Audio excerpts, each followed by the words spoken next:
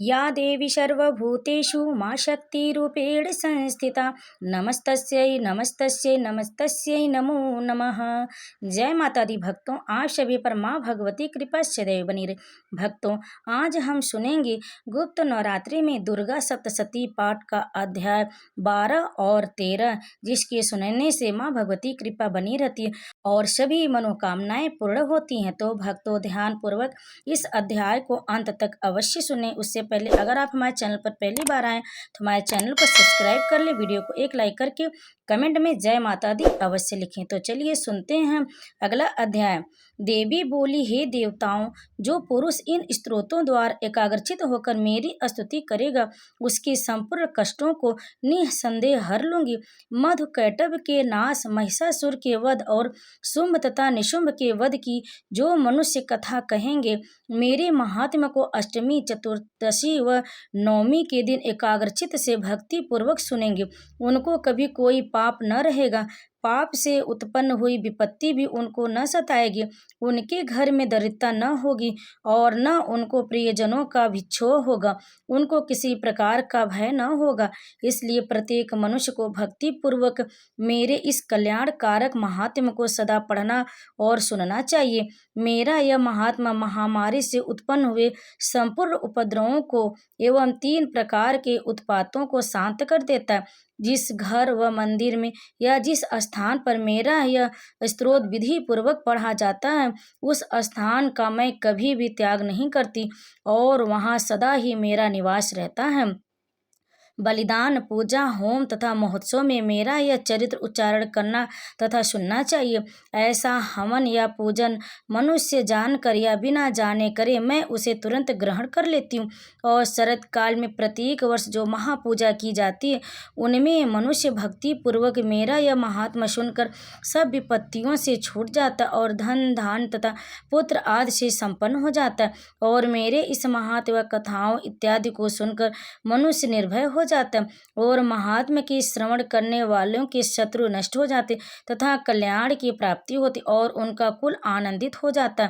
सब कष्ट शांत हो जाते तथा भयंकर स्वप्न दिखाई देना तथा घरेलू दुख इत्यादि सब मिट जाते। बाल ग्रहों में ग्रसित बालकों के लिए यह मेरा महात्मा परम शांति देने वाला, मनुष्यों में फूट पड़ने पर यह भली भांति मित्रता करवाने वाला है। मेरा यह महात्मा मनुष्यों को मेरे जैसी सामर्थ्य की प्राप्ति कराने वाला है। पशु, पुष्प, अर्घ, धूप, गंध, दीपक इत्यादि सामग्रियों द्वारा पूजन करने से, ब्राह्मण को भोजन करा के, हवन करके, प्रतिदिन अभिषेक करके, नाना प्रकार के भोगों को अर्पण करके और प्रत्येक वर्ष दान इत्यादि करके जो मेरी आराधना की जाती है और उससे मैं जैसी प्रसन्न हो जाती हूँ, वैसी प्रसन्न मैं इस चरित्र के सुनने से हो जाती हूँ। यह महात्म्य श्रवण करने पर पापों को हर लेता है तथा आरोग्य प्रदान करता है। मेरे प्रादुर्भाव का कीर्तन दुष्ट प्राणियों से रक्षा करने वाला है। युद्ध में दैत्य, दुष्ट दैत्यों का संहार करने वाला। इनके सुनने से मनुष्य को शत्रुओं का भय नहीं रहता। हे देवताओं, तुमने जो मेरी स्तुति की है अथवा ब्रह्मा जी ने जो मेरी स्तुति की, वह मनुष्यों को कल्याणमयी बुद्धि प्रदान करने वाली है।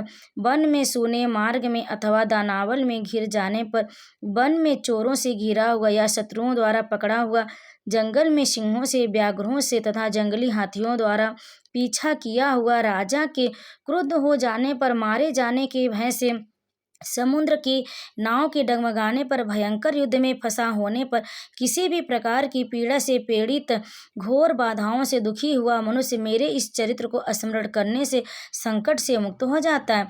मेरे प्रभाव से चोर, सिंह या शत्रु इत्यादि दूर भाग जाते और पास नहीं आते।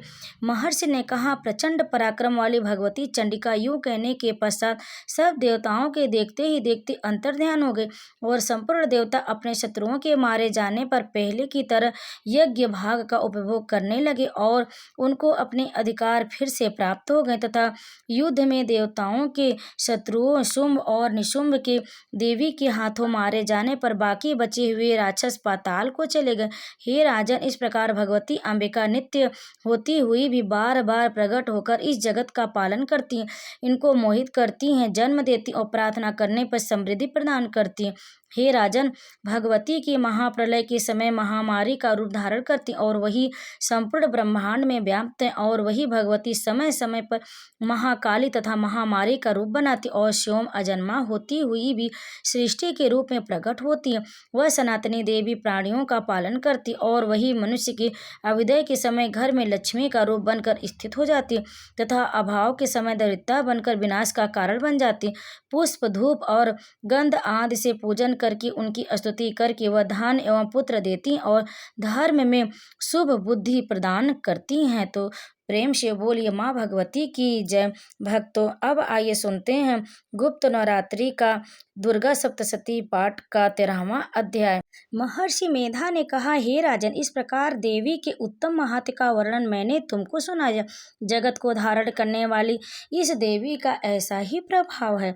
वही देवी ज्ञान को देने वाली है और भगवान विष्णु की इस माया के प्रभाव से तुम और यह वैश्य तथा अन्य विवेकी जन मोहित होते और भविष्य में मोहित होंगे। हे राजन, तुम इसी परमेश्वरी की शरण में जाओ। यही भगवती आराधना करने पर मनुष्य को भोग, स्वर्ग तथा मोक्ष प्रदान करती है। मार्कंडेय जी ने कहा, महर्षि मेधा की यह बात सुनकर राजा सूरथ ने उन उग्र व्रत वाले ऋषि को प्रणाम किया और राज्य के छीन जाने के कारण उनके मन में अत्यंत ग्लानि हुई और वह राजा तथा वैश्य तपस्या के लिए वन को चले गए और नदी के तट पर आसन लगाकर भगवती के दर्शनों के लिए तपस्या करने लगे। दोनों ने नदी के तट पर देवी की मूर्ति बनाई और पुष्प, धूप, दीप तथा हवन द्वारा उनका पूजन करने लगे। पहले उन्होंने आहार को कम कर दिया, फिर बिल्कुल निराहार रहकर भगवती में मन लगाकर एकाग्रता पूर्वक उसकी आराधना करने लगे। वह दोनों अपने शरीर के रस से देवी को बलि देते हुए 3 वर्ष तक लगातार भगवती की आराधना करते रहे। 3 वर्ष के पश्चात जगत का पालन करने वाली चंडिका ने उनको प्रत्यक्ष दर्शन देकर कहा, देवी बोली, हे राजन तथा अपने कुल को प्रसन्न करने वाले वैश्य, तुम जिस वर की इच्छा रखते हो वह मुझसे मांगो, वह वर मैं तुमको दूंगी, क्योंकि मैं तुम पर अत्यंत प्रसन्न हूँ। मार्कंडेय जी कहते हैं कि यह सुन राजा ने अगले जन्म में नष्ट न होने वाला अखंड राज्य और इस जन्म में बलपूर्वक अपने शत्रुओं को नष्ट करने के पश्चात अपना पुनः राज्य प्राप्त करने के लिए भगवती से वरदान मांगा। और वैश्य ने भी, जिसका चित्त संसार की ओर से विरक्त हो चुका था, भगवती से अपनी ममता तथा अहंकार रूप आसक्ति को नष्ट कर देने वाले ज्ञान को देने के लिए कहा। देवी ने कहा, हे राजन, तुम शीघ्र ही अपने शत्रुओं को मारकर पुनः अपना राज्य प्राप्त कर लोगे। तुम्हारा राज्य स्थिर रहने वाला होगा।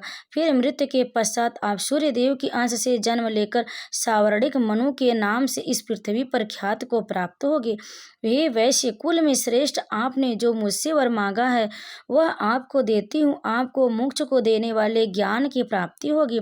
मार्कंडेय जी कहते हैं कि इस प्रकार उन दोनों को मनोवांछित वर प्रदान कर तथा उनसे अपनी स्तुति सुनकर भगवती अंतर्ध्यान होगी। और इस प्रकार क्षत्रियों में श्रेष्ठ वह राजा सूरत भगवान सूर्यदेव से जन्म लेकर इस पृथ्वी पर सावर्णिक मनु के नाम से विख्यात हुए। श्री दुर्गा सप्तशती के पाठ के बाद सिंध कुंजिका स्तोत्र का पाठ अवश्य करना चाहिए, इससे सभी मनोरथ पूर्ण होते। तो प्रेम से बोलिए माँ भगवती की जय, माँ जगदम्बे की। भक्तों, जो भी दुर्गा सप्तशती का पाठ का अध्याय अंत तक सुने उस पर माँ भगवती की विशेष कृपा हो, उसकी भूल चूक को हे माँ भगवती माफ करना और उसकी सभी मनोकामना पूर्ण करना। तो प्रेम से बोलिए भक्तों, जय माता दी। भक्तों, अब आइए अनजाने में किए गए भूल चूक के लिए माँ भगवती से क्षमा मांगते। हे परमेश्वरी, मेरे द्वारा रात दिन बहुत से अपराध होते रहते, मुझे अपना दास समझकर मेरे उन अपराधों को आप कृपा पूर्वक क्षमा करिए। परमेश्वरी, मैं आवाहन करना नहीं जानता, विसर्जन करना नहीं जानता तथा पूजा करने का ढंग भी नहीं जानता। हे माँ, मुझे क्षमा करिए। देवी सुरेश्वरी, मैंने जो मंत्रहीन, क्रियाहीन, भक्तिहीन पूजन किया है वह सब कृपा करके आपकी कृपा से पूरा हो। सैकड़ों अपराध करने के बाद भी जो आपके शरण में आके जगदम्बा कहकर पुकारता, उसे वह गति प्राप्त होती है जो ब्रह्मा आदि देवताओं के लिए भी पाना आसान नहीं है।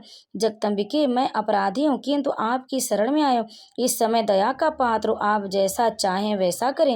हे देवी परमेश्वरी, अज्ञानवश भूल से या बुद्धि भ्रष्ट होने के कारण मैंने जो भी न्यूनता या अधिकता कर दी हो वह सब क्षमा करे और प्रसन्न हो। सच्चिदानंद स्वरूपा परमेश्वरी, जगत माता कामेश्वरी, आप प्रेम पूर्वक मेरी यह पूजा स्वीकार करें और मुझ पर प्रसन्न रहे। देवी सुरेश्वरी, आप गोपनीय से भी गोपनीय वस्तु की रक्षा करने वाली, मेरे निवेदन किए हुए इस जप को ग्रहण करिए। आपकी कृपा से मुझे सिद्धि प्राप्त हो। इस प्रकार क्षमा प्रार्थना मंत्र के पाठ से दुर्गा माता आपके जाने अनजाने में किए सारे अपराधों को क्षमा करेंगी और उनकी कृपा सदैव आपके ऊपर बनी रहेगी। तो प्रेम से बोलिए माँ भगवती की जय, माँ दुर्गे की जय।